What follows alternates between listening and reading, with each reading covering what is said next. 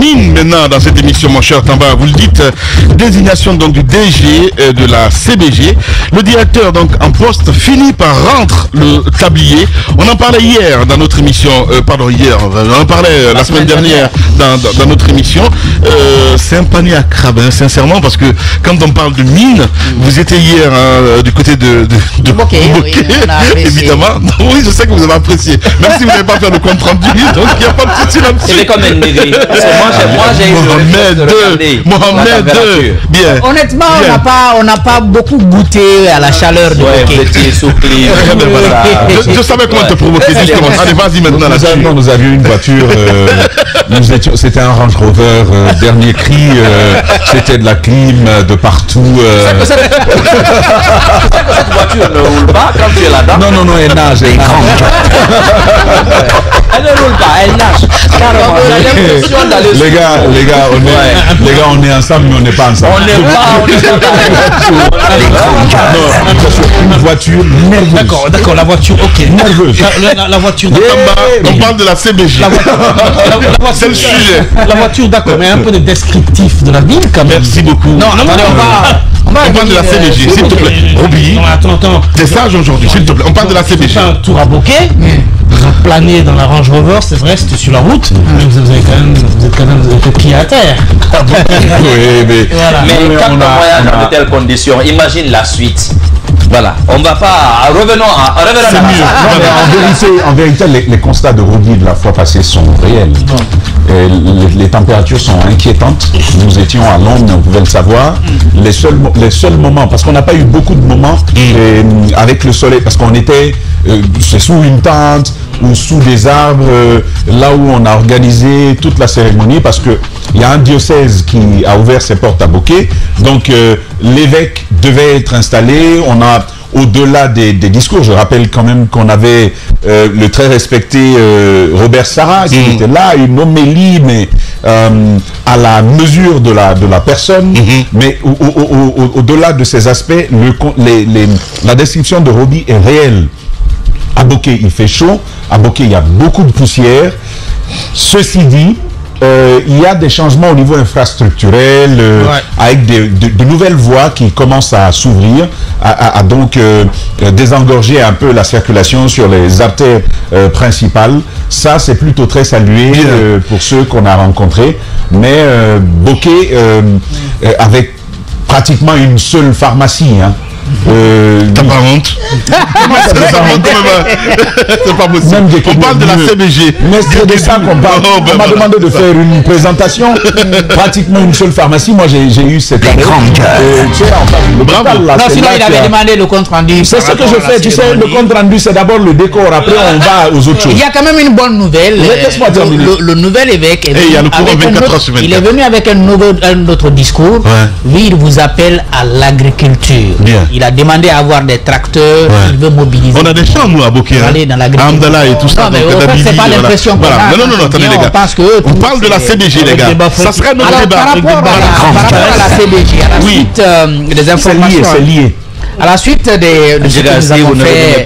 Allez, merci beaucoup. Il faut que je coupe le micro. Voilà, c'est ça. Allez-y, voilà. À la suite de la présentation qu'on a faite la semaine dernière, Mara et moi, donc on était allé à la conclusion que finalement, il y a des difficultés que M. Magasuba soit confirmé à ce poste. Mais après, on avait laissé une ouverture. On dit que les actionnaires, ils sont majoritaires, certes mis ensemble, mais individuellement pris, ils sont minoritaires par rapport à l'État. Et vous avez à l'intérieur Rio Tinto qui a d'autres intérêts du côté de Simandou qui peut-être pourraient être convaincus. Mais on n'en est pas là. Je crois que dans l'ensemble, on est resté focus sur la contestation du choix qui a été proposé par celui qui était le PCA lorsque cette procédure a été entamée. Parce qu'il ne faut pas l'oublier, M. Magasuba était le PCA de la CBG et c'est lui qui a ouvert le recrutement. Lui-même, il n'était pas sur la liste. Et maintenant, c'est Bounasila qui est aujourd'hui le patron. Sauf que, évidemment, il se trouve que celui qui a ouvert les recrutements, c'est finalement lui qui se retrouve là.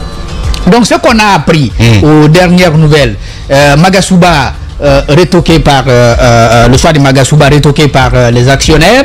Et il se trouve que les actionnaires disaient, bon, si pour l'instant, on n'a pas quelqu'un, bon, celui qui est là, même si le mandat est terminé depuis l'année dernière, on a dit qu'il aurait pu rester parce que, à leurs yeux, à leurs yeux, il a eu des résultats. Donc, le palais a dit, a soupçonné la volonté des actionnaires de vouloir préférer celui qui est en poste.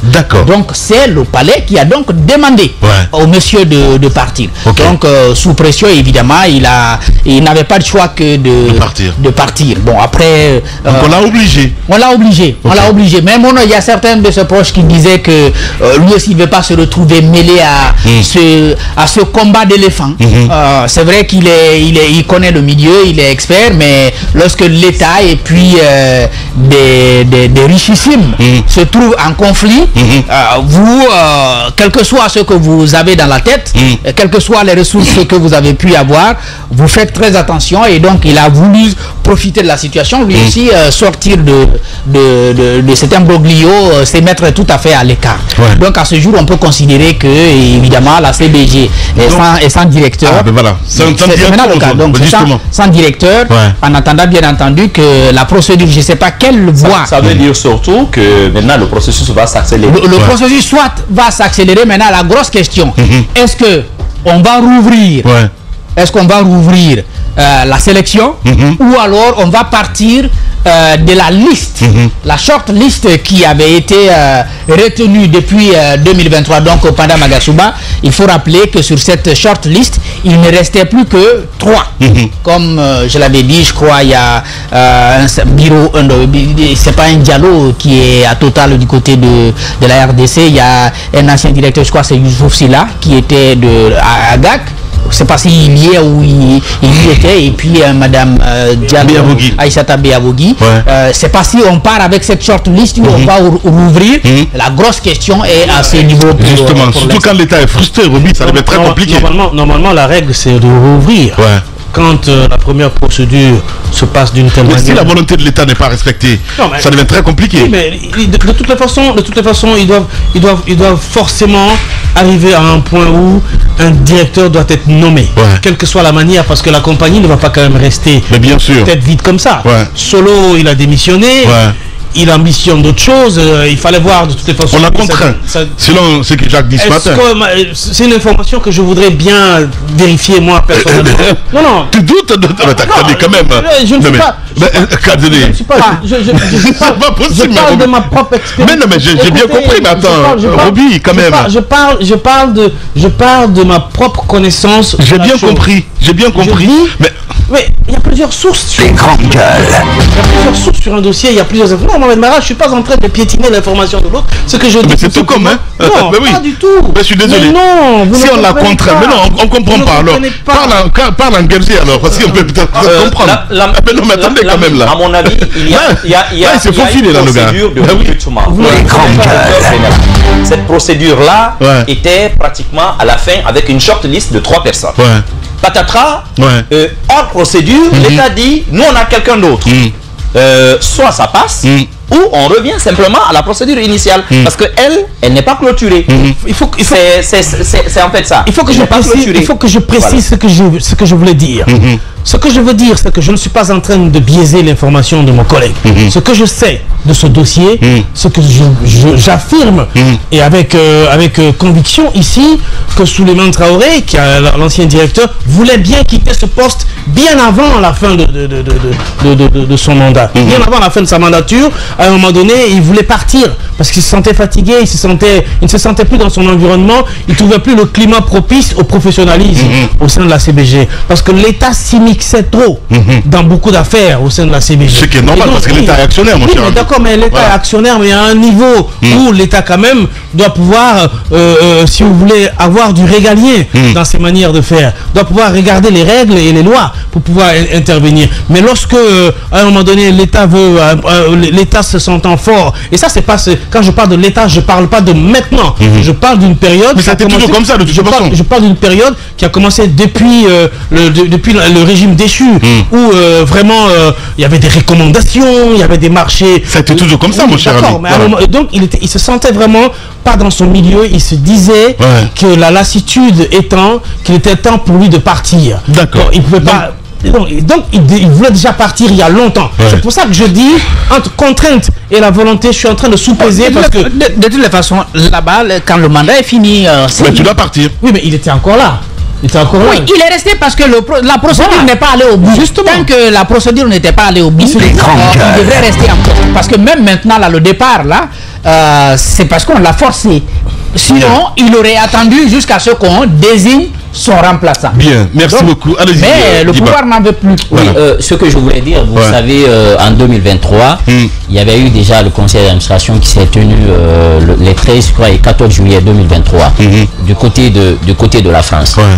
Donc c'est le cabinet Michael Page Consulting qui avait transmis une shortlist à l'époque au ministre Magasuba, président du conseil d'administration de la CBG. Donc cette liste de 4 personnes est arrivée au niveau du ministre.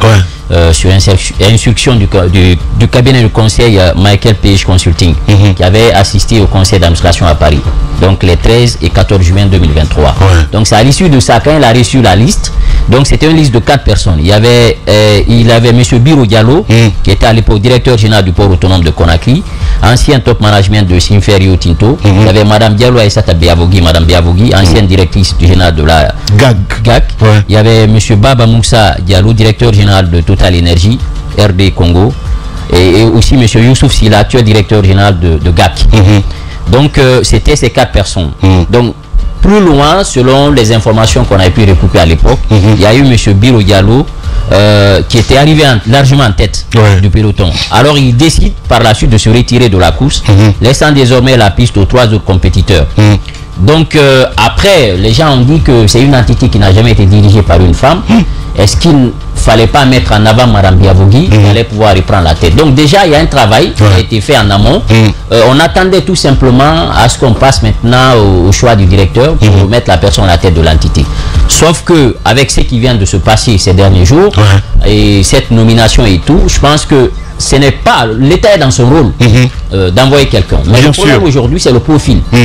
C'est la personne qui est choisie, voilà, qui ne fait pas l'unanimité. Sinon, l'État est dans son rôle de le faire, mais la personne qui est choisie ne fait pas l'unanimité. Et n'oubliez pas que les actionnaires, vous avez les Américains, vous avez les Canadiens, vous avez les Suisses, vous avez les Guinéens. Donc aujourd'hui, c'est vrai qu'on parle de Orange Guinée comme l'entité qui contribue plus sur le plan fiscal à l'assiette fiscale de l'État, mais n'oubliez pas que la CBG, c'est l'une des plus grandes. Bien sûr, c'est 200 millions de dollars. Justement, à l'État guinéen. Donc, il faut éviter, je pense que les autorités sont conscientes qu'il faut éviter une crise à la tête d'une telle entité, parce que s'il y a une crise, ça va paralyser les activités, sachant qu'aujourd'hui, on est dans une situation d'assèchement de l'assiette fiscale. Ils n'ont pas intérêt à ce que cette crise-là perdure. Aujourd'hui, il y a en tout cas un poste qui est vacant. Certainement, peut-être aujourd'hui ou dans les jours à venir, ils vont essayer de s'entendre pour trouver une personne qui n'est pas assez clivante et qui peut filer les énergies. L'un dans l'autre, on a gagné en allant rapidement et en choisissant un directeur. Guiba Milimono. L'émission continue dans un instant.